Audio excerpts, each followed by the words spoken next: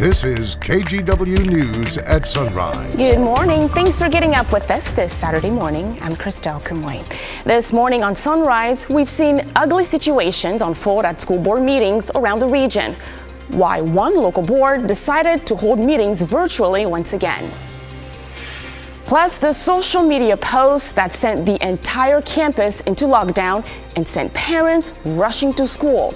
But before we get to all of that, let's start with Chris McGinnis with a quick look at the forecast. Chris. It is the final Saturday of summer, and we've got a spectacular sunrise from our Stoller Vineyard camera, watching the sun coming up over Mount Hood this morning. Isn't that gorgeous? I mean, I could just watch that all morning. In fact, I do have a time lapse running on this, and I'll bring that to you a little bit later this morning, but that is just spectacular. From there to a little higher look up on Mount Hood, checking out Mount Jefferson in the distance. You can see a little bit of low cloudiness there in some of the nooks and crannies of the Cascades, and also, of course, some wildfire smoky haze, which is very prevalent in the central and southern Oregon Cascades. This, of course, from the Cedar Creek fire, which continues to burn. Cannon Beach right now showing a slate gray sky. Radar even showing a couple sprinkles along the North Oregon coast. It's cool. It's 46 last check in Hillsborough this morning. It's 53 in downtown, 53 in Vancouver. And we slip south in the Willamette Valley. Almsville checking in with 49. Dallas at 51 at last report. All right, the plan for today, lots of clouds. I don't think we see much in the way of sunshine despite that brilliant sunrise. That said, we still get into the lower 70s this afternoon. Christelle, we do have a chance for some showers later this evening. I'll walk you through that with Futurecast in just a few minutes. Sounds good. Thanks, Chris. We're waiting to see what, if anything, will happen to 3 students after a serious scare involving what looked like a gun at a local high school. No one was hurt in this whole thing. Clackamas High went into lockdown just before noon on Friday after a Snapchat video surfaced of a student wearing a ski mask and holding a pistol in a school bathroom. Deputies swarmed the campus and parents raced to get their teens. Police later found out the weapon was a replica. But as you can imagine, a lot of parents rushed to the school as news spread. It is, and it shouldn't make everyone sick to their stomach. I'm sorry. It's a world we live in, and these kids shouldn't have to. I have students within this district, and anytime any kinds of these messages go out, it is scary, but something we certainly have to take seriously, no matter what the level of threat it might be. And obviously we did that today. We took that very seriously. Investigators located 3 students they believe were in that video. It's too soon to say if anyone will be charged.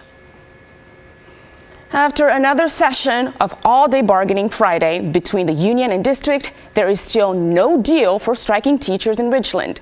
Classes have been canceled all week. In a statement, the district says it believes it's reached an agreement with teachers on most of the outstanding issues. The bargaining teams are scheduled to meet up again tomorrow morning.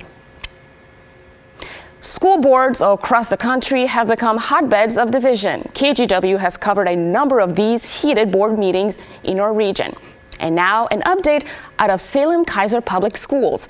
This week, district leadership decided to revert back to virtual school board meetings after threatening behavior at the last in-person meeting. District security launched an investigation into the board meeting from August. A report found adults supporting a couple of groups contributed to the escalated tension. Some attendees were followed out of their cars, screamed at, and called racist and white supremacists. And what we're really seeing is two sides of ideological issues, and it's coming into the boardroom in public comment, but also in public coming in. We're seeing threats of violence online.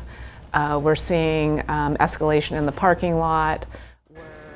So for the foreseeable future, Superintendent Perry says school board meetings will remain accessible to the public online unless both groups find a way to be civil.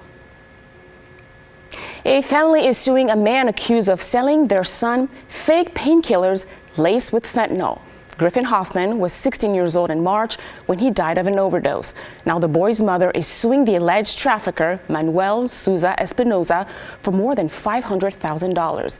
He's charged with supplying the fentanyl that killed Griffin. The family says while nothing can bring Griffin back, this civil lawsuit is something they can do, and they're filing it on principle. Here's the family's attorney. This money is a legal fiction. It is something the legal system has created in hopes to compensate the victim and to hold the defendant accountable. And as you can imagine, I could give them any amount of money, or a jury could give them any amount of money. It's not going to fill the absence that is their son. If convicted, Espinosa faces up to life in prison. He's due back in court for his criminal case at the end of the month. We'll be right back.